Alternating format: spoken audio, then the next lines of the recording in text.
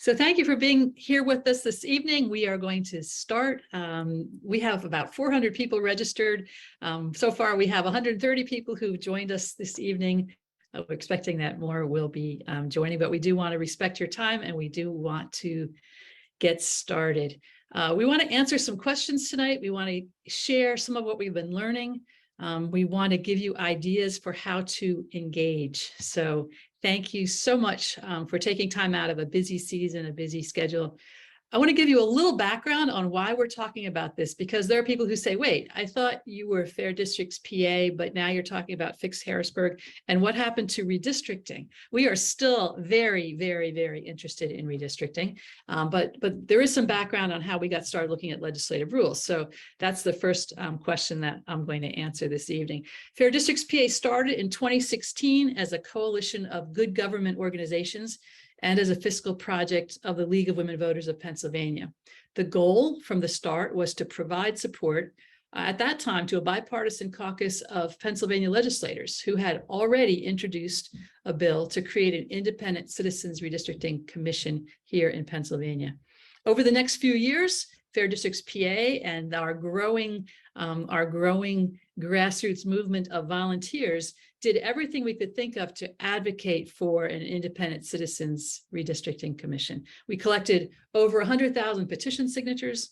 We provided speakers for over 1,200 presentations, informational meetings attended by over 45,000 people. We invited resolutions in support of reform from 24 counties and over 300 municipalities. We met with hundreds of legislators and recorded contact efforts in the last session with every legislator in the Commonwealth. Together, we wrote hundreds of letters to the editor. We mailed thousands and thousands of emails and postcards. We made thousands of calls to legislators asking for support of bills. And in the end, as those of you who have been with us for any length of time know, in the end, we never saw a final vote on any of the bills we supported across the last 3 sessions. That led to conversations with current and former legislators about legislative rules. Those legislators from both parties and both chambers encouraged us to look more closely at Pennsylvania's legislative process, to compare it to other states, and to understand the deep dysfunction that makes reform so very, very difficult in Pennsylvania. So we've been researching legislative rules now for over 4 years, building on work the League of Women Voters of Pennsylvania did on the same issue decades earlier. Together, we launched the Fix Harrisburg campaign last March, and since then, we've collected 10,000 Fix Harrisburg petition signatures and have been reaching out to every legislative candidate. You'll hear this evening from a variety of voices and perspectives, with action ideas at the end to hear things that you can do, and also time for questions. Along the way, please use the Q&A function to ask your questions. If you look at the bottom of your screen, you'll see a little Q&A. Click on that. You can type your questions there, and we will answer as many as we have time for. You'll also see that you can do a thumbs up, a vote up on some questions. So if there's a question you see that you feel like, I really want that question answered, do a thumbs up on that. We will work our way through the thumbs up questions first. Some of the questions will be answered in the Q&A function by members of our team, different presenters. Also, we're joined tonight by Rachel Goff. She's in Maine. She doesn't have good internet access. She's not going to be presenting tonight, but she will be answering some of the questions that you type into Q&A if they're easy questions that can be answered in the Q&A function itself. So we'll have some time to answer them verbally. We'll also be answering your questions in the Q&A. Our first presenter this evening is Michael Skros. He's a repeat winner of the Draw the Lines mapping competitions. He was a member of the Fair Districts PA mapping team as we made our people's maps. He's a member of the rules research team, and he's also a speaker with the FDPA Speakers Bureau. He's going to give an abbreviated version of our Fix Harrisburg presentation, and if you've attended previous Fix Harrisburg informational events, then some of this will be familiar, but he will set the groundwork for our conversation this evening and give you a preview of how presentations can be tailored for your organization, for any event, for any amount of time that you have available. Wherever you want to share this information, we have speakers like Michael available to come and talk either in person or virtually. So thank you, Michael, for being with us this evening. So to get started with discussing rules, I think it's important to first discuss how the legislative process should work. So ideally, you'd start with an idea. This can come from citizens, the legislators themselves, or lobbyist groups. And with that idea, you draft a bill, ideally to fix or come up with a solution for a problem facing Pennsylvanians. With that bill drafted, it then gets sent to a committee. So in this example, we start with a House committee. That committee works on legislation surrounding a specific topic, like agriculture, for example. That committee talks about the bill, debates, ideally would vote on some amendments, come to a compromise, and then decide whether they want to send that bill to the floor of the House for a vote. Once that bill does pass that committee, it goes to the House floor, where they repeat a similar process, where they debate, add amendments, and ultimately vote on the bill and whether they should send it to the Senate. Once it goes to the Senate, there will be committee hearings again, more compromise, more amendments, and once again, they'd vote on whether to send it to the floor of the Senate or not. If it does pass the Senate, ideally at this point, you'd have a lot of legislators talk about the bill, discuss it in depth, and then come up with a compromise solution that gets sent to the desk of the governor, and the governor can either sign the bill into law or then veto the bill. So that is how the government would ideally work.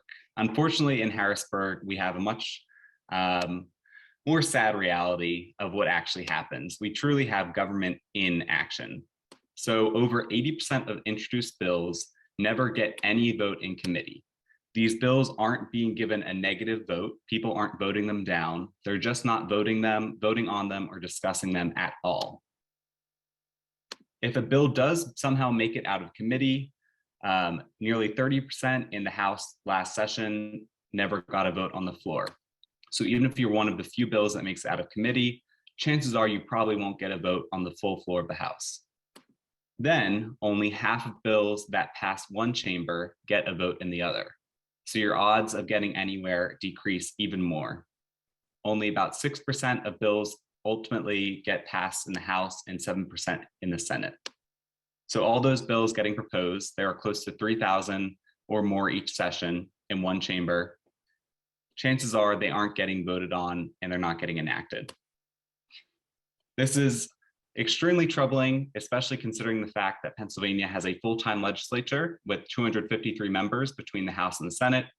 It's one of the largest, one of the most expensive, and also one of the most unproductive in the country. Each one of those bills that are being drafted comes with a cost. There's a lot of research and effort that goes into drafting those bills. They get printed, copies are distributed to the staff, to the media, to the public, but ultimately most of them are just getting disposed of with very few eyes actually looking at them and considering them. This is a graphic that shows what actually happens to most bills. So this is our previous session where in total between both chambers, almost 4,200 bills were introduced. Both parties, as you can see, most of them die in committee. Specifically 3,645 bills never got a chance at all. And as you move through the different chambers, through the different committees in the other chambers, most bills at some point are not going to be voted down, but just be not voted on at all. So ultimately, in the last session, almost 4,199 bills were introduced, but only 285 bills were ultimately enacted. Specifically, if you're a member of the minority party in either chamber, chances are your bills are never going to see the light of day. So what is exactly happening and why aren't these bills getting voted on? Any one of the 6 majority party leaders can single-handedly block any bill for any reason. So regardless of how much support there is in the chamber, regardless of how much public support there is, the House committee chair, the House majority leader, the Speaker of the House, the Senate committee chair, the Senate majority leader, and finally the Senate president. Any one of those individuals can choose that they don't like a bill and ultimately destroy its chances of getting anywhere in either chamber. So an example of an issue, because there are dozens of strongly bipartisan issues with solutions out there, they're proposed in bills, they have co-sponsors from both Republican and Democratic parties, and yet they're getting nowhere. An example of this issue is PA legislature's response to childhood lead exposure. So just a little background on this issue. 18 cities in Pennsylvania have higher levels of lead exposure than Flint, Michigan. And over 5% of PA children who were tested have excessive blood lead levels.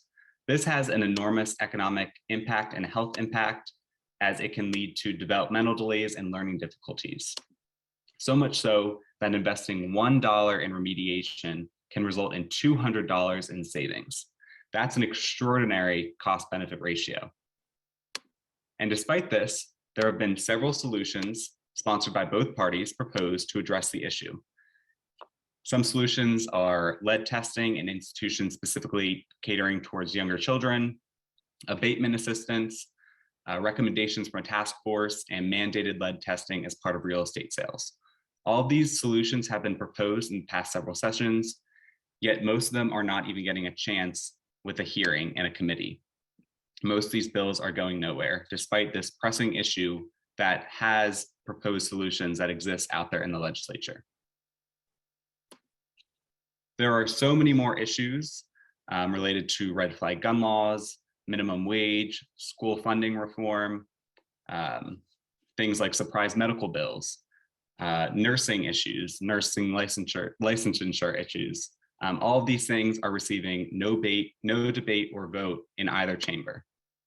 Why is this happening exactly? Because rules govern the process, and the rules are designed to give power to the majority party. Specifically, these rules are designed to give control to the party leaders. So one committee chair can outweigh the entire House and Senate, and thus the entire will of Pennsylvanians across the Commonwealth. This unchecked power creates a dangerous imbalance where we're not truly cultivating a representative democracy in Harrisburg. So how exactly is this happening, you might be wondering? It's because on the first day of the session, they decide the rules that are going to govern the remainder of the legislative session. This is normally House Resolution 1, the rules that govern the session. There's usually very little time for public review. It's a pretty lengthy and difficult document to read through, and thus there's pretty little time for public input or even for the legislators themselves to truly understand what they're voting on. What's even more concerning is that in the past 2 sessions, they passed House Resolution 2 before passing House Resolution 1, including the rules. So you're probably thinking, what exactly is in House Resolution 2 that's making them pass it before House Resolution 1? It's because House Resolution 2 is voting that there are no amendments allowed to House Resolution 1. It's shutting down the debate on the rules. And the rules are then shutting down debate on lots of important issues throughout the session. So by voting for House Resolution 2 and House Resolution 1, lawmakers are silencing their own voices and thus reducing their ability to truly advocate and represent us. They're putting the party before the people. So these rules, as they currently are, allow one majority party leader who represents less than 0.5% of PA voters. They can ignore bills, they can block bills, or they can gut any bill, which means they're changing the contents of the actual bill to do something other than its intended original purpose. So regardless of any support of any bill, this one person can prevent it from getting anywhere in the legislature. As you might imagine by now, Pennsylvania, according to a bipartisan policy center, has an agenda fairness score of 0. We have no policies or rules that ensure bills with strong bipartisan support get a vote. This is because we have those 6 partisan gatekeepers I mentioned earlier, who despite any public support or legislative support, can push through partisan bills and block bipartisan bills. In comparison, a state like Colorado has a 100% score in agenda fairness for their legislature. So Colorado actually had a similar redistricting reform bill, similar to the one supported by Fair Districts here in Pennsylvania, and they were able to pass it in 1 month back in 2016, while here in Pennsylvania, we were never able to even get a hearing. And now after the redistricting, we're still working on trying to get a bill passed. So they introduced the bill in April. It was amended in May, and it passed unanimously in mid-May. It was then placed on a ballot for voters to decide themselves in November of that year. It passed with 71% of the vote on the ballot. So it really does not have to be this way. We're in Pennsylvania, we're still waiting to get our bill through the legislature. So there are several rules changes. Many of these are already in place in other states that can get those hyper-partisan thumbs off the scale. So our ask as Fair Districts and as Fix Harrisburg is very simple. Guarantee a vote in committee for solutions that have strong bipartisan support. Bills that are bipartisan and get out of the committee should get voted get a vote on the floor. And if it gets a vote on the floor of one chamber, it should be guaranteed a vote in the other chamber. Passing these very simple rules on day one can ensure that strong bipartisan legislation that addresses common sense issues that are important to lots of Pennsylvanians don't get stalled or blocked by one individual person who's serving their own interests rather than the interests of the public.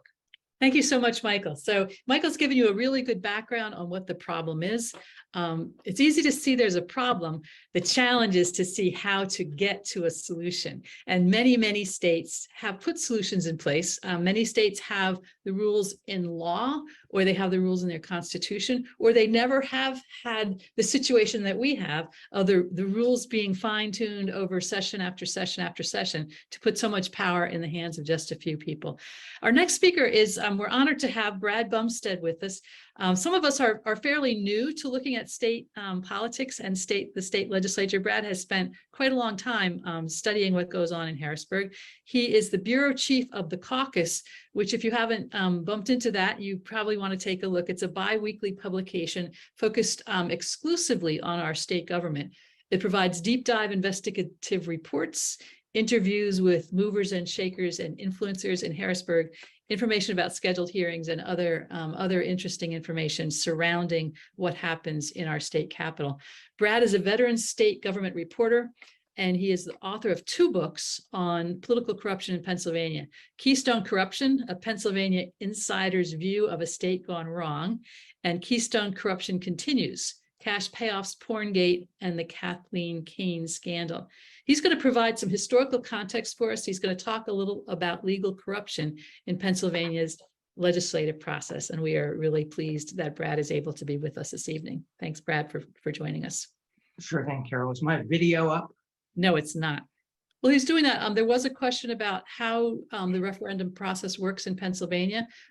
We do not have citizen initiative in Pennsylvania. So 24 states, I believe, do have citizen initiative where citizens can have a petition where they get signatures, and once they get to a certain threshold, then the initiative automatically goes into public referendum. In Pennsylvania, that's not the case.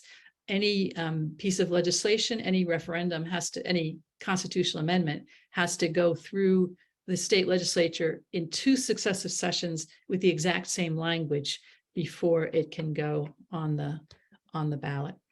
There's no way for the public to force anything into a referendum. Brad, how is it going? Are you any success?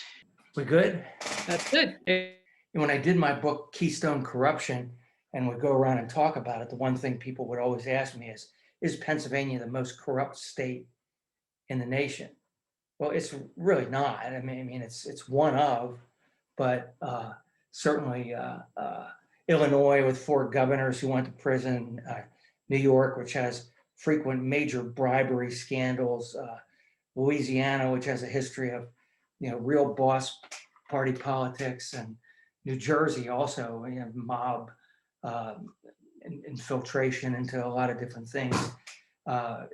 Pennsylvania's up there, but not necessarily the most corrupt. We did have a period where 8 legislative leaders of both parties from the House and Senate were in prison at the same time in 2012 for various schemes of using tax money for political purposes, campaigns. That was, I covered all those trials. I got some idea what the problems were there. Another thing that took place that is relevant to what you guys are interested in was the legislative pay raise of 2006 took place in the middle of the night, 15% pay increase. People were outraged about it across the state, mainly because legislators could get that money right away, even though the Constitution says you have to wait till you're reelected into another term before you can collect it.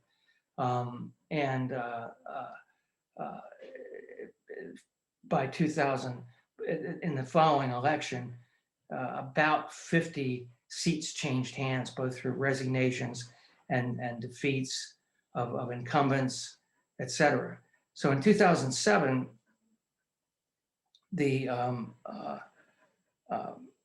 a group that consisted of a name that'll be familiar to you now, Josh Shapiro, who was then a state house member, along with Governor Rendell, engineered a way to take control of the House for the Democrats. It was under Republican control, and John Purcell had been the House Speaker. He would later wind up going to jail for corruption. But they worked a deal where Denny O'Brien, who was then a Republican in name only, really, from Northeast Philadelphia, came in and became the Speaker. They arranged the votes to get that. And then he said, I'm going to rule in a bipartisan fashion. But it was like having a Democrat running the House. It's complicated, but it worked. They set up a Speaker's Reform Commission. Denny O'Brien authorized that, and Josh Shapiro was co-chairman of it, along with Representative David Stile. And I covered, I believe, every one of those meetings of the Reform Commission, which went on for a couple months. And they looked at every possible, just about reform that you could think of, and whether Pennsylvania should do it. And they range from, the big ticket items of reducing the size of the legislature and term limits and things like that, to rules that would deal with how long, what kind of a cooling off period there should be for the House or Senate after they get a bill from the other chamber, not meeting past 11 o'clock. Well, some of those things, 11 o'clock at night, that is, because they used to have all night sessions in those days. So they considered a whole bunch of things, but in my view, none of the major items really got through in terms of recommended rules changes or bills. And those things that did get through, while they were admirable, were sometimes ignored by majorities that would come after that. One thing that did hold pretty much, although it was violated, they can violate any rule just with a majority to, overstep that rule at the time. And they did that with going past 11 o'clock at night. That was my favorite rule because we used to have to stay up all night most of the time, covering members there voting on bills that they had no idea what was in them. I mean, how could they? It was 3 o'clock in the morning. They just come from a caucus where they were getting beat on by leaders to vote on things. So 11 o'clock was a pretty reasonable thing to do. That's been, they've gone past that a couple of times, once by a short period, once by a fairly long period. So that's not, these rules are not, sometimes not hard and fast. You have to keep that in mind. I thought that Michael had a great presentation earlier. It was really well done. With the 4,000 bills that are introduced and how many, actually get a committee vote, and 80% don't.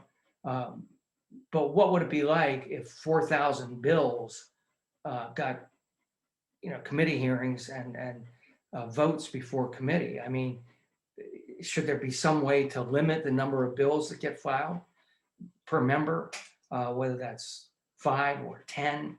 I mean, you look at some members will have, 30 bills, and they are extensive. Some are nonsensical. So how many bills do you have and how many do you consider? I think that's a fair question. There were some proposals in the past. Representative Pat Carone, who had been affiliated with your group, Carol, had talked about some things that she looked at in other states, like every member could have a priority bill, that every member could designate a bill of his or her choosing that would get a vote in committee. That never saw the light of day, of course, like some of these other good ideas. I mean, things as simple as Rabbi Pollack pushes for in terms of a gift ban ought to be a no-brainer. I mean, you know, that's something that you think they could do hands down, but it hasn't happened. It could happen. That should happen in law, not just a rule. And, you know, the difference there is if it goes through the process that Michael was talking about and becomes law, then it's harder to violate. You're going to violate the law. No, I don't think so. Well, if you want to take a bribe, I guess you would. But I think having, you know, that kind of reform that Governor Wolf certainly pushed for, and I was looking through my notes, and in the back of my book, I have different reforms that others have proposed, and you know,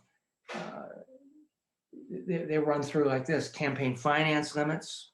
We haven't had those, and you know, a stricter open records law that you can get information about government. With, you know, the way it is now, it's in my opinion half-baked. There ought to be penalties for violators. Reducing the size of the legislature got right to the cusp of being considered, and there weren't enough votes to get it through 2 consecutive sessions to put it on the ballot. The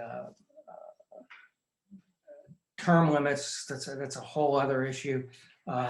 Citizen initiative to put things on the ballot takes place in some of the Western states, and that's something that maybe your folks would think about here. But we have a representative democracy, and most of these people are not ever going to vote for that. So I don't know how you get initiative and referendum, but that might be something that would enable you to get the kind of reforms you want. So I've probably gone over my limit here, but those are just some of the things that people have talked about in the past. Well, you haven't gone over your limit, but you've given us some good things to think about. So we'll keep you with us to answer some questions in a few minutes. Sure. And you know how to turn your video off and on, so you're ready to come back in. We're going to hear from Michael Pollock, and then we're going to answer a few questions. And let me introduce Michael. And before I do, let me just say thank you all for your putting questions in the Q&A. That's terrific. Remember, you can vote up those that you particularly want to have discussed. I will say that we will be sending out a recording with all the references that we've mentioned. So I'll be sending links to Brad's books, a link to the caucus so you can take a look at that. We'll be including links to some of the resources that we talk about, that Bipartisan Policy Center Fair Vote study that Michael referenced earlier. And we will also include a link to the recording of this event. So this is being recorded and it will be available. We'll put it on our Fair Districts PA YouTube channel. And as soon as it's on the YouTube channel, we'll be sending out an email with pointing toward it and providing plenty of other information, including some of the volunteer opportunities you're going to hear about. We're going to hear now from Rabbi Michael Pollock. He is the executive director of March on Harrisburg. He began his work about the same time that we began ours, and our strategies and approaches are sometimes different, but our intent is very much the same, that we would have a state legislature that actually represents us well.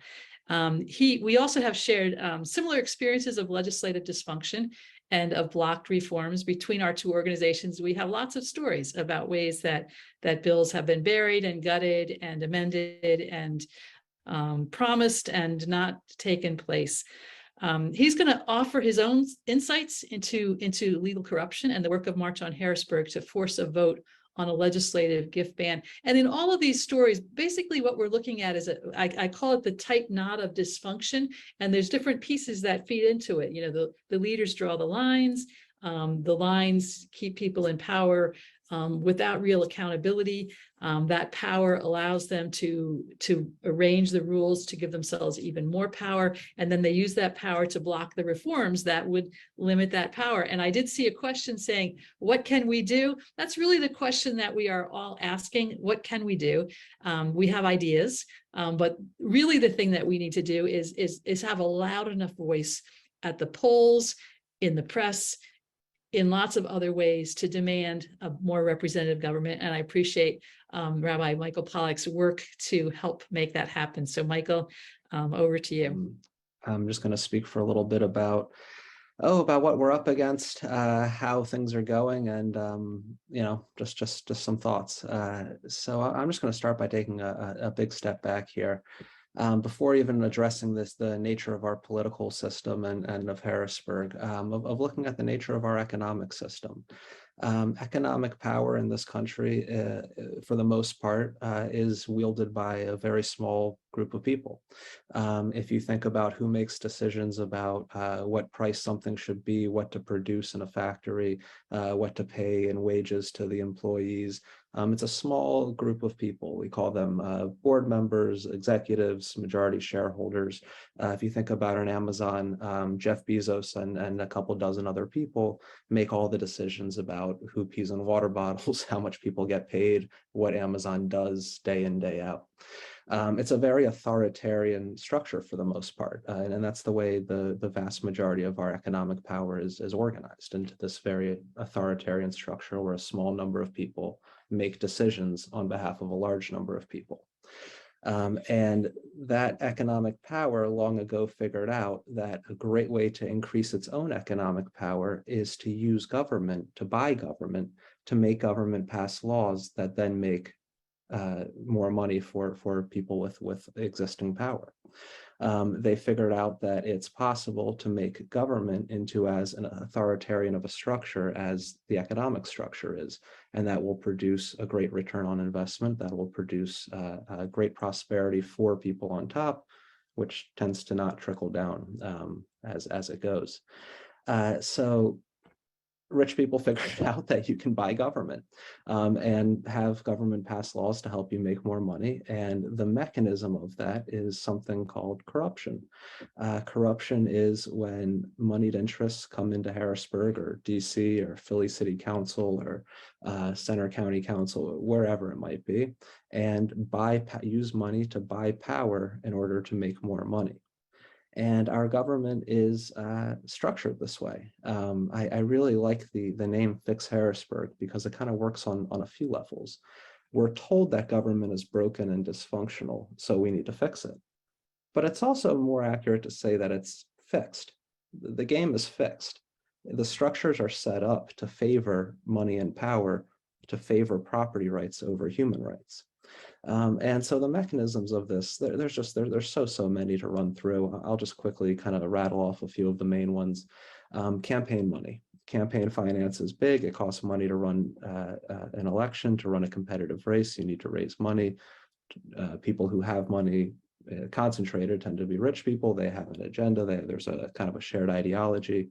It usually means less taxes for me, more taxes for thee. And they're able to use campaign funding as a pre-screening process, and only candidates that can raise money can run a really effective campaign. There are many exceptions to that, of course. Another way that money controls Harrisburg is side jobs. It's just incredibly absurd that our legislators, who are full-time and well-compensated, can legally work side jobs. I saw somebody in the Q&A had a question about an environmental bill that's been blocked in the Senate. The chair of the Senate Environmental Committee, Gene Yaw, is also a practicing attorney for gas companies. So who does he work for, right? Money is able to come into the building and shape policy. Another way that it does it is the revolving door. Our Governor Wolf's sole chief of staff became a lobbyist for Amazon and just opened up his own shop. The old acting health secretary became the top lobbyist for UPMC pretty quickly. It's possible to get a very quick, high-paying job trading off of your public service, trading off of your connections and knowledge.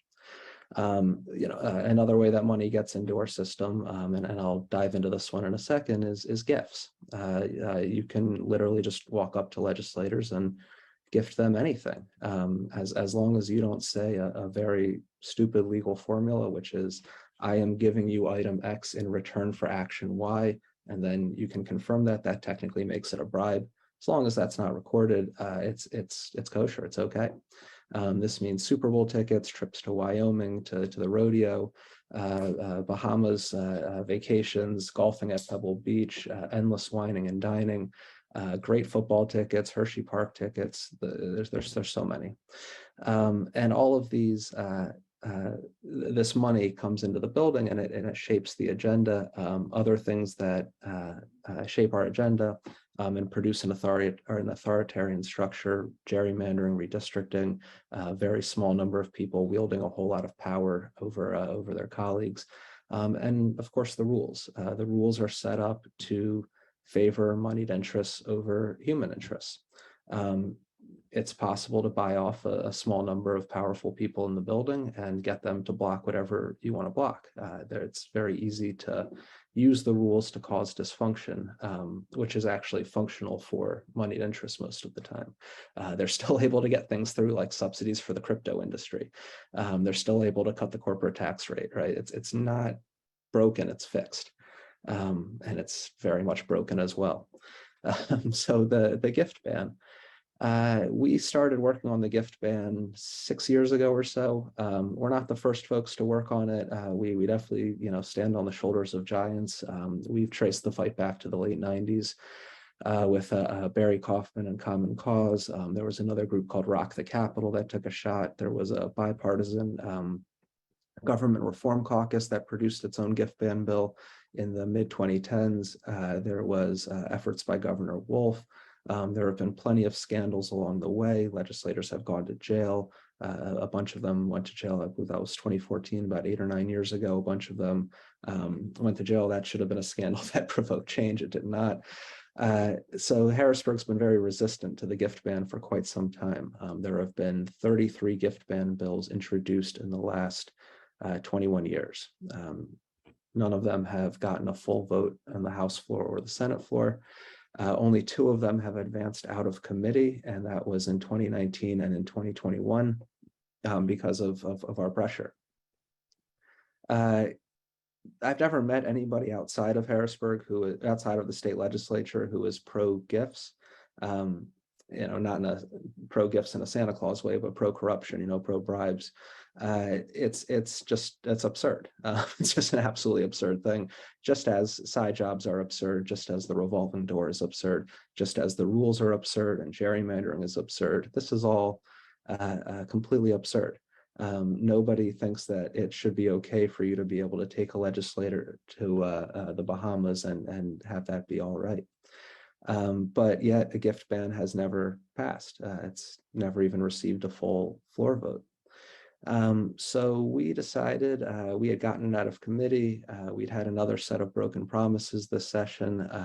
Majority Leader Benninghoff promised us fall 2020 and then again January 2022 that he would pass the gift ban. That never happened. We were not sure how serious he ever was. I don't think he was. He never sat down and talked with us face to face either. It was always done through staff and intermediaries. We decided to bypass him. He is a gatekeeper on the House side. He's one of those 3 people who matters on the House side. We'd already gotten it through the first one. House State Gov Committee Chairman Seth Grove, he enthusiastically passed it out of committee. Speaker Cutler was supportive of the gift ban, and then Benninghoff, as one of 6 gatekeepers in a building of 253 people, was able to block that, which is, again, quite absurd. So we dug into the rules and we found a nuclear option. We found something that would allow for us to bypass Benninghoff. I'll briefly lay out the procedure, but I don't want to get too bogged down in wonkiness here. But if a bill is out of committee, it is technically sitting on the calendar. I'm sorry, on the table. And you can move a bill from the table to the active calendar through a motion and an up and down vote on the House floor. So any representative can say, I move that House Bill 1009, the gift ban, be moved from the tabled calendar to the active calendar. And then if that passes with 102 votes, then you have another vote on whether or not to consider House Bill 1009 for second consideration, which is the amendment vote. If that passes, then you're in the process, you're having a vote. It's a nuclear option. As far as we know, it hasn't been pulled off since 1921. So we went in pursuing this option. We had our motion maker lined up.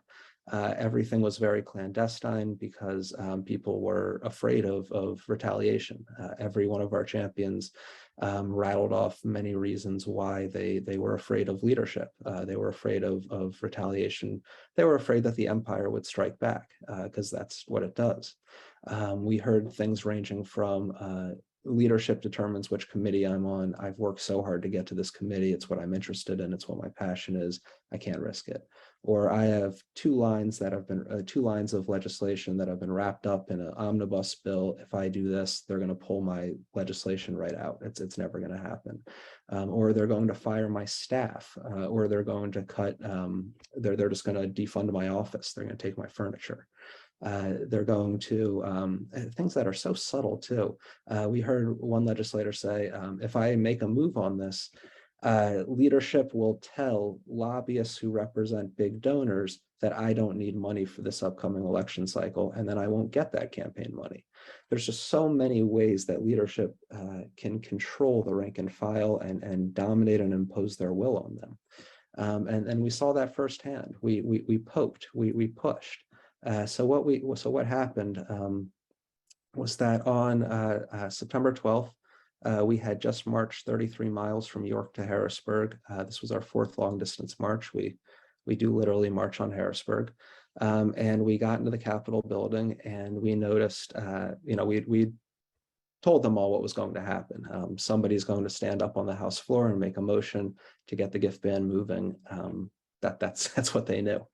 And the leadership teams had panicked meetings that Monday morning. We know much more about what happened on the Democratic side just because we have better leakers on that side. And we know that they had an offsite meeting outside of the Capitol building, and there was a lot of lies and intimidation and misinformation coming from leadership to the rank and file about the bill, basically just trying to do everything they could to sniff out who the motion maker was and try to stop it. And the intimidation worked. Our motion maker got cold feet, was worried about very real retaliation, very, very real threats to their career, to those around them. Not physical threats, political threats, although there was something verging on anyway.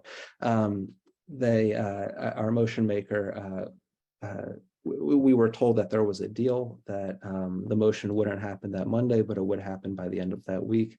We don't know how real that deal ever was, but it was broken. It did not happen. We do know that by pursuing this nuclear option in the rules, we made them panic. We made them worry that there was some rank and file fervor that was going to push this. We learned a lot.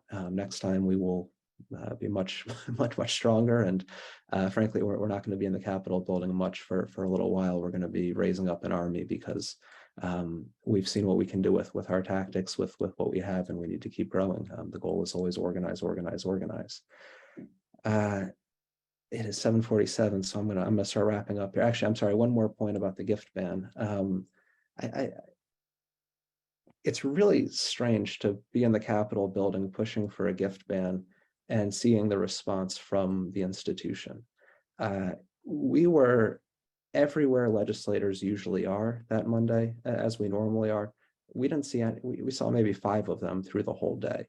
They went around us to get into the House floor. They took their back entrance in, they took the back entrance out. They hid from us. They ran into their caucus rooms. They just hide. They hide because they have no answer for this type of thing. There's no answer to this type of absurdity. The police were everywhere, as they usually are. And it's incredible that you know, we seem to be perceived as a very dangerous group, and it's not because we're violent or rude or offensive. You know, we're mostly clergy and teachers and nurses and very nonviolent people. But what's so threatening is when you push on these issues of power and how decisions get made and how money buys influence. And when you try to break that system, you're really pushing on a nerve. You're really pushing on a button, and the empire is going to strike back.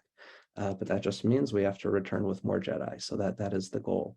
And I'll like to just close out here because, Carol, I think every time I come on a fair districts thing, I try to just bring a little Talmud into it. So I'm just going to close with a quick story. You know, there was a guy named Alexander from Macedon. He goes in history by Alexander the Great. He had a good PR team around him that gave him that name. But the rabbis of the Talmud, they tell a story about him. They say that Alexander the Great was once sitting by the side of a stream, the side of a river, and he was eating salted fish. And he smelt a smell that was really amazing and stunning and captivating. And he followed that smell up the river, and he came to the gates eventually. He came to the gates of the Garden of Eden. He was there at the gates of paradise itself. And he's standing there at the gates, this conqueror, this murderer, this man who ran on greed and violence, comes to the gates of paradise and says, "Let me in." And he hears back a voice that says, "No." And he says, "I am Alexander the Great. I've conquered the known world. Let me in." And they say, "No." And he says, "Well, give me something, at least give me a token, a souvenir that will let people know that I've been here." And he gets an eyeball, a human eyeball in his hand, very weird gift. And he takes that eyeball and he puts it on a scale, one of those old-timey scales where there's two sides. And the eyeball is very heavy, and he puts gold and silver onto the other side of the scale, but the eyeball is still heavier. And he puts more gold and more silver onto the scale, but the eyeball is still heavier. And he goes on like this for a while, and the eyeball is always heavier than all the gold and silver in the world.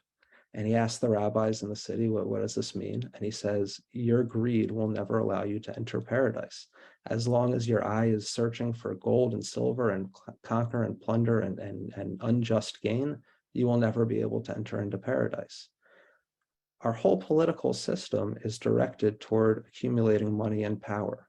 It's the guy with the gold makes the rules.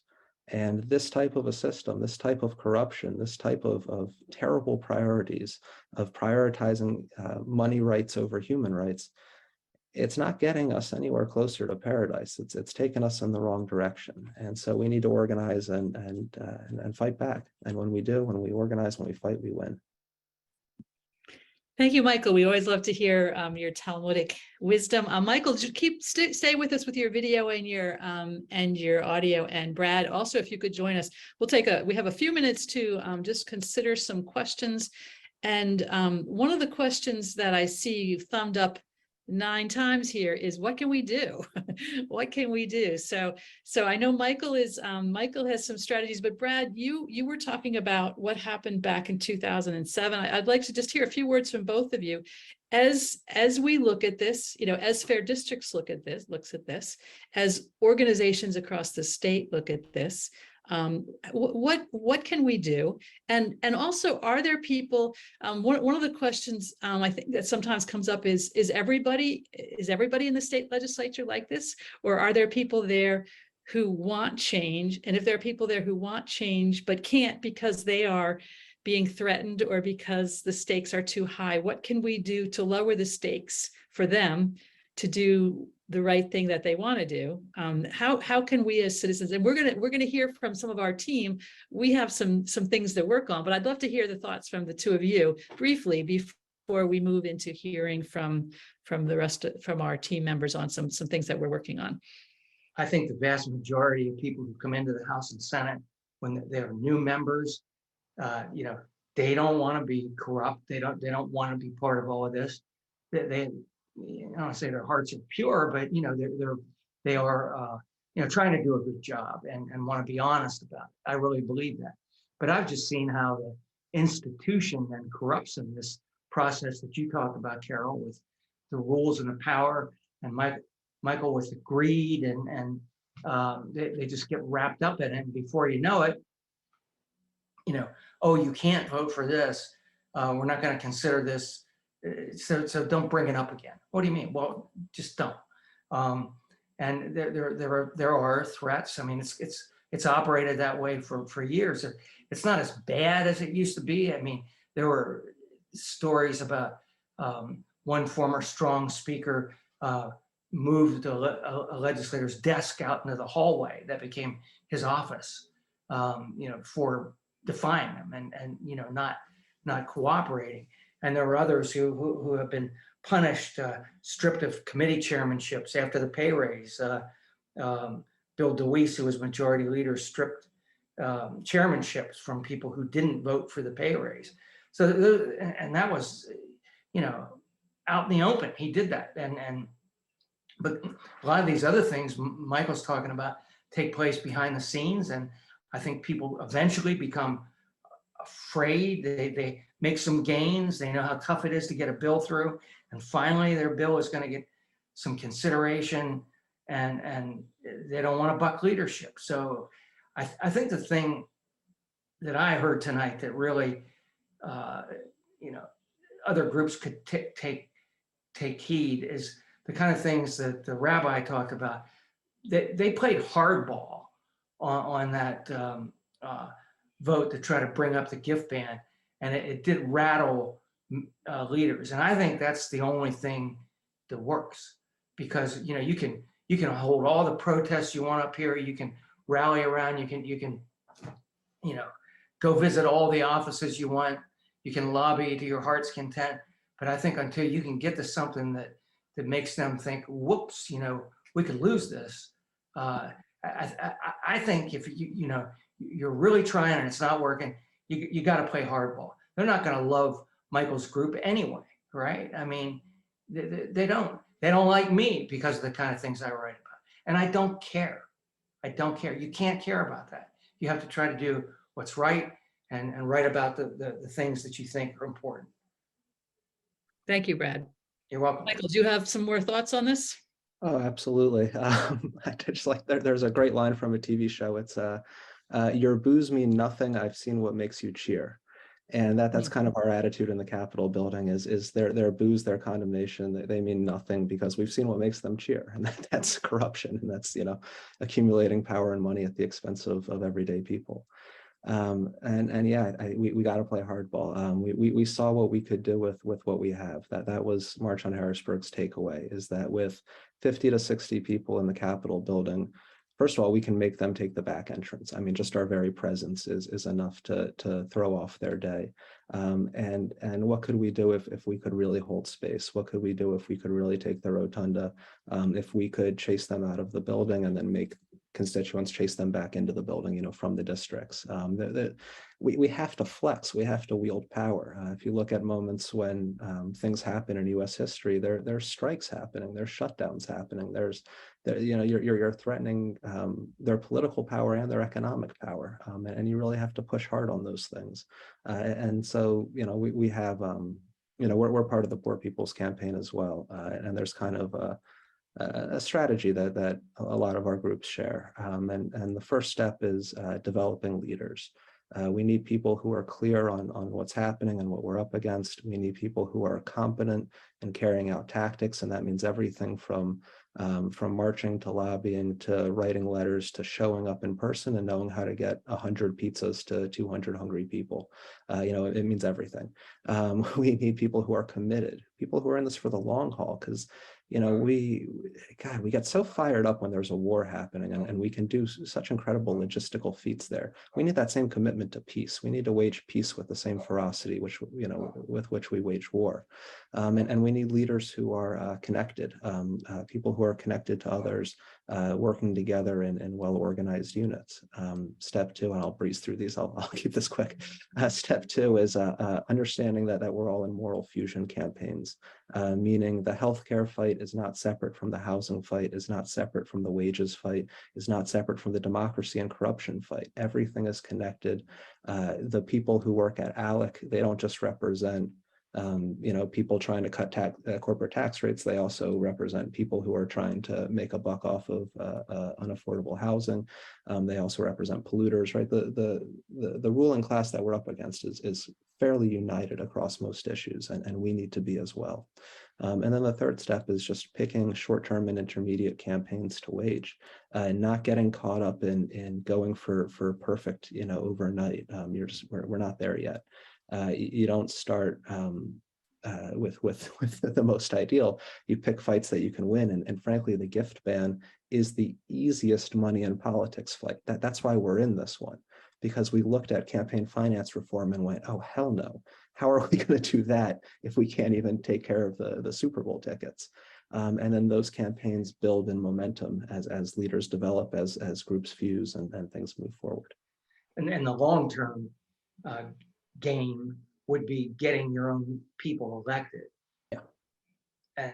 But that takes enormous organization statewide and a whole separate thing of, going through finding candidates and, but that's also something you can do too, to somebody who's really interested in running a big operation, raising money. 100%. And just to jump back to something you said really quickly, Brad, you talked about most people show up pure enough of heart and get corrupted while they're there. That's been my experience completely. And the idea of convincing non-corrupted people to enter into the lion's den, the devil's den, whatever you want to call it, it's a thought that's abhorrent. I mean, I wouldn't send my best friend in there. I wouldn't send my worst enemy in there. At this point, it's so brutal. So thank you for your comments. And I just want to make a few comments. I want to answer a few questions and then hand it off to a couple of our team who are going to share some very specific ways that you can get involved. But one of the comments that I saw was that our democracy has been hijacked. And absolutely, it has been hijacked. And I often go, I'm looking for someone to write a book. If it's not already written, if it's been written, Brad, you might know. If it's not, maybe you'll write it for us. But when I look back at the beginnings of Pennsylvania, and I have a degree in American literature, so I spent a lot of time studying the roots of Pennsylvania. I got my degree at the University of Pennsylvania. I studied in some of the historic libraries in Philadelphia, and Pennsylvania was out in front in so many ways in its beginning. We had the brightest, the best Declaration of Rights of any other colony, and our Declaration of Rights in Pennsylvania became the model for many other states and many other countries. We were leaders in abolition, we were leaders in women's rights, we were leaders in public education, we were leaders in public libraries. We had an incredibly strong economy, and all of that provided great resources. And that became a great attraction to corruption. And so following the Civil War, the coal industry, the railroad industry, the barons of industry were Pennsylvanians who were the wealthy tyrants, and began to realize that if they could control legislatures, they could further their profits. They could make even more money. And in the incipient labor movement, those barons of industry said, it's going to be a fight between labor and us. And the way we're going to win is by taking control of state legislatures. And Pennsylvania was ground zero for that enterprise. And Pennsylvania has been held very tightly in the grasp of industry ever since. I want someone to write that book. And so we are kind of in a space of, there are states where that never happened. The resources weren't great enough. The tyrants of industry weren't interested enough. It was never that deeply held in the grasp of those who were trying to make money, because the money wasn't really there. But you can see that in small ways in other states. But Pennsylvania has been kind of the model for how you can hold a state hostage and send us backwards because of money and because of corruption on behalf of industry. And so the question is, how do we break that? We've got over a century of history of that. And I think it is true. There are really good people who come into the legislature. I was a youth pastor as well. And as a youth pastor, I discovered that there's something called family systems, and people who grow up in a dysfunctional family system actually believe that's the way families work. So bad behavior, abusive behavior, tyrannical behavior, if you grow up in that system, you don't even know that that's not normal.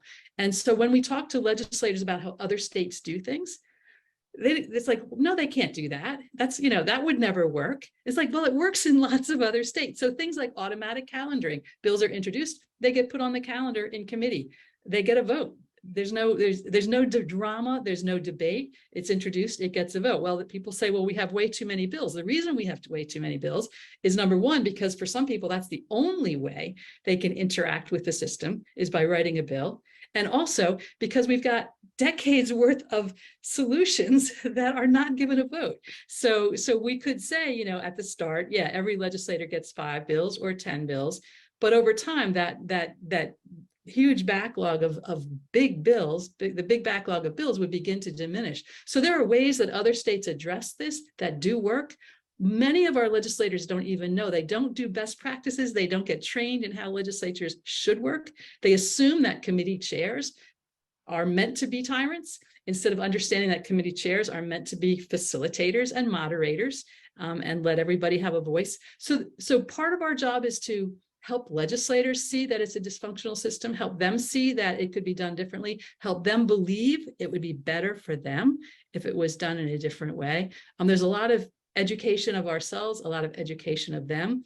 And I will say too, I just want one other thing I want to say, and then I'm going to hand it off to our other team members. There are candidates right now who are running as Fair Districts PA candidates. There are candidates who we have a know before you vote page. We invite responses from candidates about redistricting reform, about legislative rules.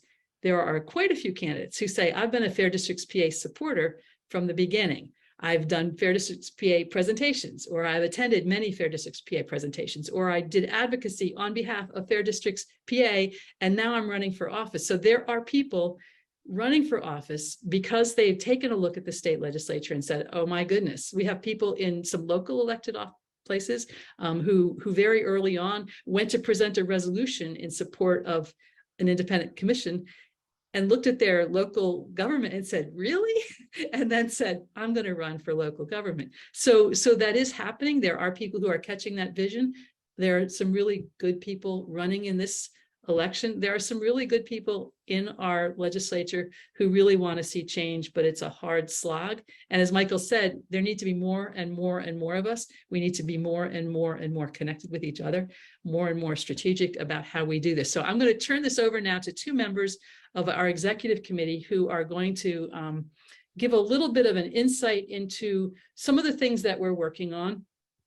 Tony Crocamo, these are both members of our executive committee. And some people think, oh, Carol Kuniholm makes all the decisions for Fair Districts PA. That's totally not true. We have an executive committee that meets regularly, that talks things over, that makes decisions together. Tony Crocamo is one of our most experienced speakers. He's the one who actually had the idea of starting our Speakers Bureau and ran it for the first year. He is the co-chair of our Advocacy Advisor team, and Ruth Yeiser is our current organizer for our Speakers Bureau. So those many speakers, she has organized those for years for us now. She is our outreach coordinator, which means that any interesting project that we have, Ruth is the brain behind it, making it happen. And she also was an active participant in our mapping team, working on our people's maps. They are going to give you some ideas about ways to advocate for change, ways to get involved, very practical ways to volunteer. And then we'll take a few more questions before we're done for the evening. Thank you both. Okay, thank you, Carol. I'm going to talk about some ways now that Michael and Brad have cheered us up with all that good information and happy news. My message is basically, we can do something. We can do something. And to Michael's point about activism and going to Harrisburg and chaining yourself to a desk or something, there may well be a place for that, but that's not what we do in fair districts. That's not our role. Michael also said we need different gifts for different people. All can contribute. And you don't have to chain yourself to a desk in Harrisburg in order to be an advocate for effective change. There are some relatively easy things to do. Citizenship, I always say, citizenship is a contact sport. We have a representative government, and we have to keep in mind that is a two-way street. We have to tell them how we want to be represented. We have to tell them what we want. And it's the legislator's job to take all those different points of view that the constituents want and come to some sort of accommodation, choose one over the other, or combine the two, or try to get something done. But unless we tell them what we want, we can't have a representative government. So our job is to tell them what we want. And you can do that in many ways. I mean, you can call their office. And if you don't want to, if you're concerned about confrontation or anything, call at 7 o'clock at night. Nobody's there, and just leave a message. It takes like 40 seconds. Hello, my name is. I'm calling about rules reform in the legislature. Please do not vote for rules that don't allow you to represent us, and please do not vote for rules unless you have 24 hours to review them. Thank you very much. And you tell them where you live, you give them your zip code so they know your constituent. Boom, you're done. You can do the same thing with a postcard or an email. This is all very important things. I want to share on my screen momentarily here and just give you some ideas of easy things to do. Again, none of this is chaining yourself to a desk in Harrisburg. These are all easy things I would happily ask my mother were she here to do. You can sign the Fix Harrisburg petition. And Carol, I guess we'll be circulating this document with some materials tomorrow, and I'll put it in the general channel on Slack for tomorrow. You can have your organization join Fix Harrisburg. There's a link there for organizations to join. So if your faith community has a social justice committee or something like that, that group can join the Fix Harrisburg movement. You can register for Fix Harrisburg update meetings. Every first and third Thursday at noon, Carol holds an update meeting for organizations to know where we are in this fight. And they're very helpful, they're very informative, and it just spreads the word further and further. There's a link, the next link is for an organizational outreach email. You can cut and paste that email and send it to other organizations and let them know about it. The Know Before You Vote link is very important for candidates to answer 3 simple questions on redistricting reform and rules reform. Not a big investment in their time. When they do that, that goes into a spreadsheet, and that information is available on our Contact Your Legislator page in Fair District's website. Attend campaign events. Urge candidates to respond to the Know Before You Vote survey and to support collaborative rules. And review Fair Vote's report on best practices for collaborative policymaking. This document is a study that was done by the organization Fair Vote, and they are promoting ranked choice voting. But it is an extensive 24-page PDF document that gives examples of collaborative practices that are successfully used in other states. And so it's a very interesting document to look at. So we want to have that. This is our radical idea, to have a representative government here in Pennsylvania. We want bipartisan bills that are important to Pennsylvanians. We say they deserve a vote in committee. If it passes in committee, it should get a vote in the House floor. And if it passes the House, it should get a vote in the committee and then the Senate floor if it passes the committee and the Senate. That's all we want. We're not saying all these bills should be passed. We are saying the legislature should be a deliberative process, and they should deliberate on the bills, and there should be amendments, there should be discussion, and there should be votes. We're not saying, and one of the reasons that's so important, a legislator can tell you anything, but when they vote for or against a bill, you know where they stand. And in order to have a representative democracy, we have to know where they stand. So, and my last point I want to make is fair districts did not have its hands on any of the levers of government when it came to redistricting reform in the last redistricting cycle. We did not change the process. But because we, in Common Cause, and the Committee of 70, and other organizations, raised the public's knowledge of and interest in gerrymandering to such a level, we got better maps. Again, we did not have our hands on the levers of government.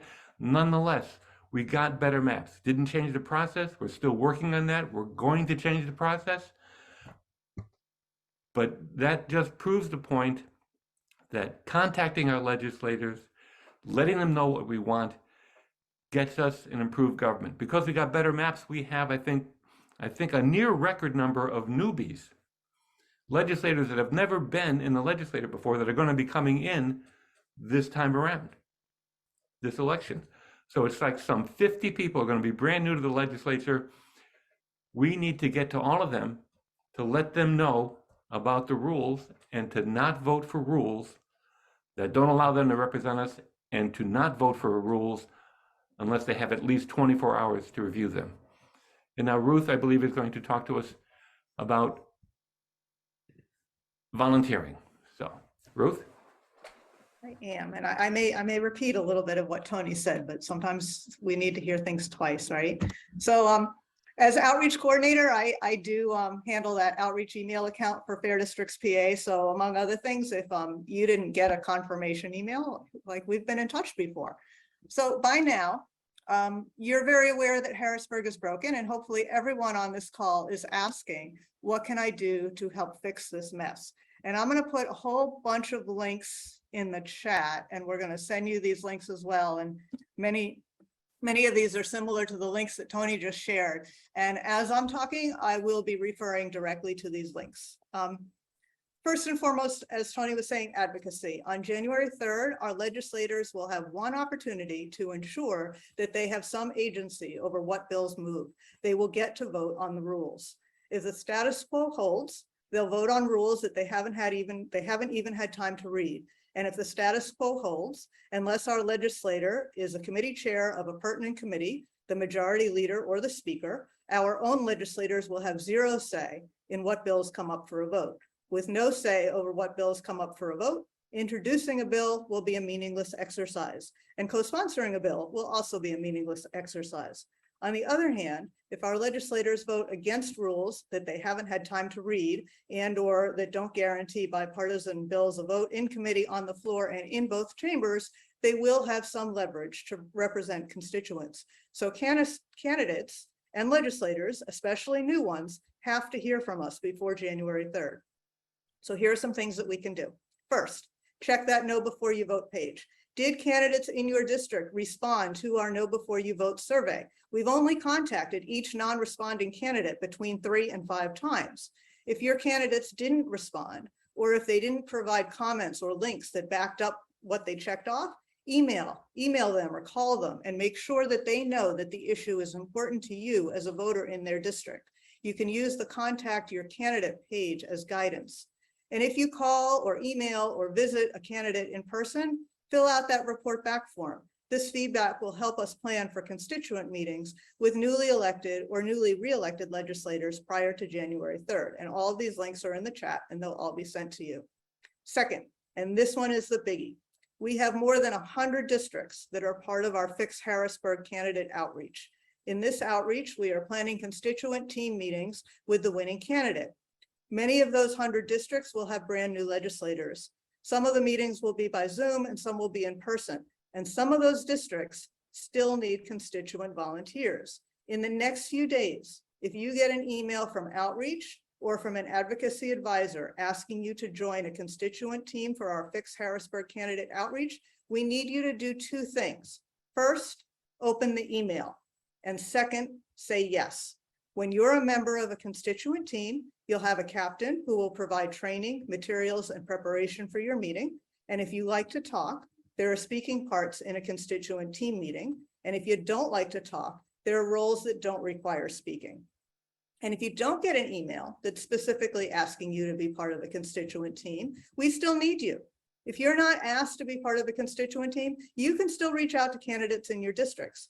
You can even help assemble a team in your district. Let us know and we'll help you with talking points and/or we'll connect you with an existing team. Or if you're willing to help captain a constituent team from a district outside your own, we'll connect you with constituents who need a captain. And of course, we have training materials available for captains. Just send an email to outreach@fairdistrictspa.com. Finally, we need to spread the word about the importance of fixing Harrisburg. We all belong to associations, organizations, and congregations. Invite a speaker to give a presentation by Zoom or in person. The request a speaker form is in the chat. Encourage your association, organization, and/or congregation to become a Fix Harrisburg campaign member. Write an op-ed or a letter to the editor. Candidates and legislators, they read those letters to the editors, and guidance for writing an op-ed or a letter to the editor is in the chat. And of course, if you haven't signed the Fix Harrisburg petition, it's time to join the more than 10,000 Pennsylvanians who have signed. That link to the petition is also in the chat. So, will taking all of these actions bring about legislative rules reform? Maybe, maybe not. But will all these actions make a difference? Absolutely. As Tony said, we got better maps, not because we were lucky. We got better maps because thousands and thousands of regular Pennsylvanians learned about redistricting and they were paying attention. And as a result, a very bright spotlight was shining on legislators and judges and the LRC chair. They didn't do anything legislatively, but the bright light made it impossible to take an advantage of an ignorant public, and better behavior became a possibility. It's the same thing with the rules. We may not get any significant changes to the rules legislatively, but an informed and an attentive public will make it really uncomfortable for our legislators to continue behaving badly, and then we'll get results. As Tony said, citizenship is a contact sport. Make contact. And now I'm going to turn us back to Carol, who I think was going to moderate some more questions and answers. Yeah, thank you, Ruth, and thank you, Tony. So we've given lots of ideas, and I know probably your head is spinning. So just to remind you, we're going to be sending an email. It's not going to be a chatty email. It's not going to have lots of talking points. It's basically going to be just, here's this thing, here's the link, here's this thing, here's the link, and whatever. And no one's expecting you to check all those links. No one's expecting you to do all the things that we mentioned. What we are suggesting is that you choose one or two that fit you and do them. And if you get them done and you feel like, I want to do more, come back to the email and do something more. We have lots and lots and lots of volunteers in Fair Districts PA who start with one small thing and say, that was kind of easy. What else can I do? And move on to something else and move on to something else. I just want to mention a few more things that haven't been mentioned, just to kind of answer a few questions first. One has to do with press and do we have contact? We are really fortunate that we have a number of different press outlets in Pennsylvania that cover Harrisburg well. I mentioned the caucus. That's a bi-weekly in-depth publication. We have Spotlight PA, which is a kind of a consortium of newspapers who work together to fund a newsroom in Harrisburg. They've got dedicated reporters who are fantastic, who understand how things work, who dig in deeply, who are very interested in this topic, who have written some really good stories about the legislative dysfunction and about bills that should be getting a vote and that are not. And they are really good at calling out where things get stuck and why they get stuck. So make sure you check out Spotlight PA. Penn Capital Press, Penn Capital Star is another that is in Harrisburg that does some really good coverage. And we have connections with reporters And we are always keeping an eye on what they have to say, not only in their publications, but sometimes they just live stream things on Twitter or live tweet things. So we often know what's happening just by following them quickly.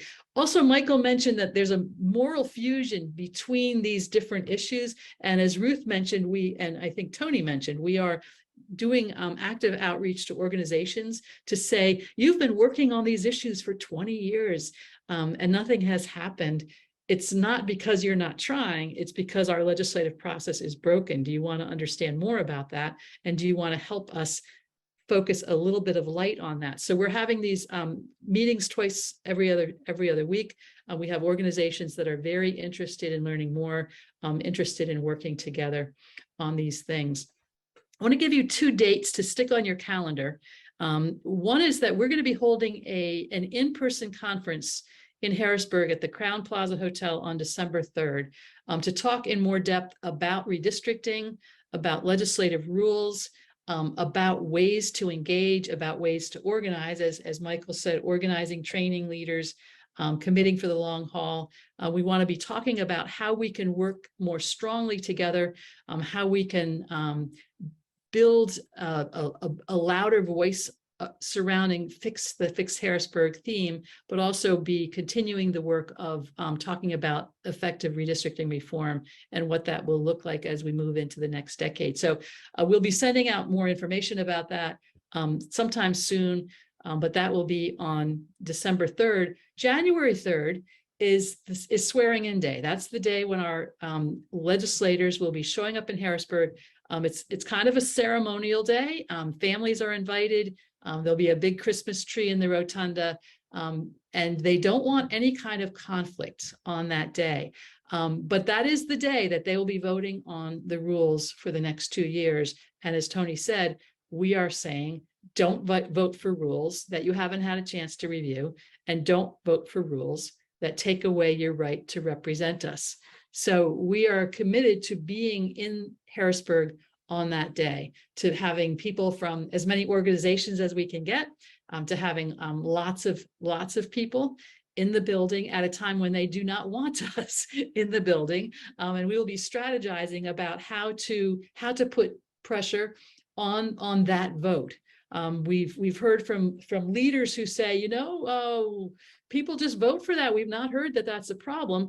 The last couple of times, there have been a significant number that have voted against the rules. We want to see that number much higher. We really want there to be an overwhelming majority vote no. But even if we can't get to that point, we want to have a lot of attention on that day saying, these rules are taking away your right to represent us. We want you to vote no. We're here to watch. We're here to say, we want a legislature that represents us. So those are things that we're working on. A couple other things I noticed, somebody asked about local radio. We would love to do interviews in local radio in places where broadband internet is not good. So we have trouble reaching out on social media, where we haven't built effective local groups yet. So if you have a radio talk show in your area that you think might be interested, we would encourage you to contact them and see if they would like a Fair Districts PA leader to do an interview. I love doing radio interviews if I can do them from the comfort of my own home. And we've got others who would also be very interested in doing that.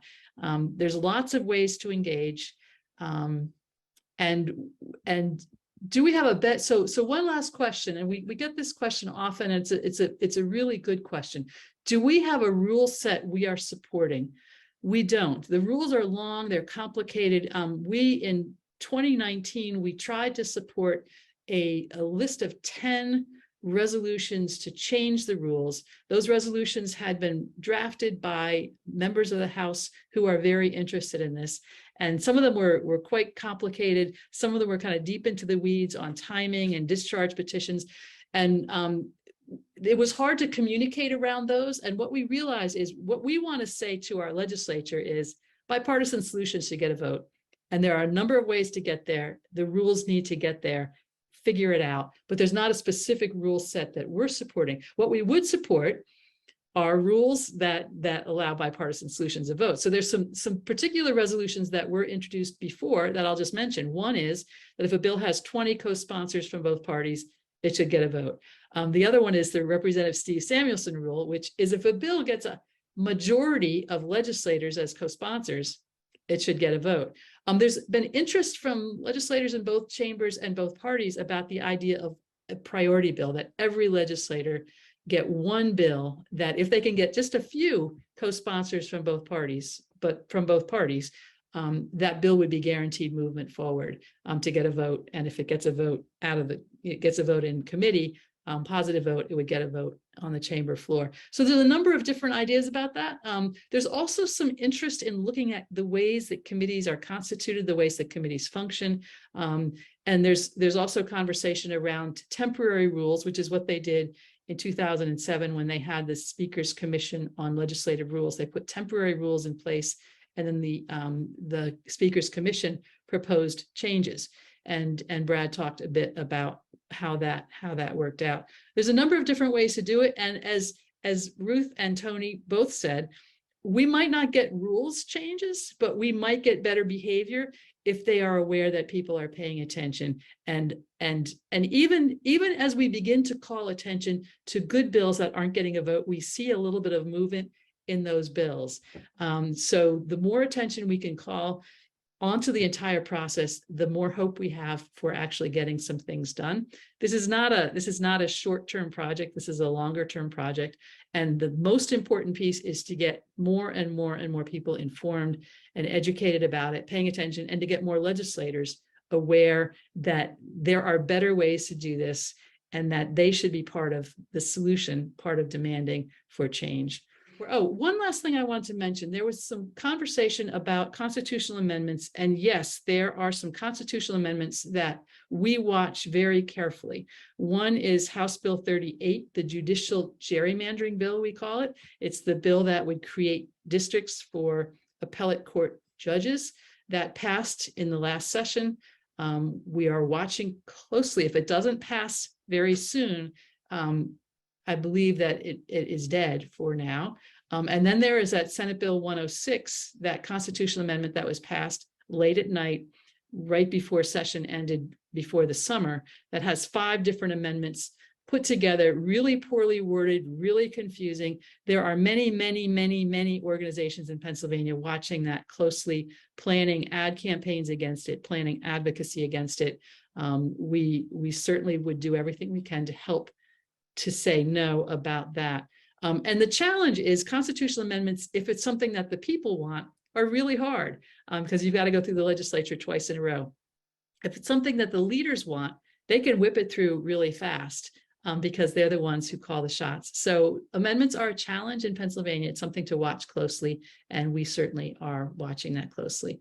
But we thank you all for being here. We thank you for your participation.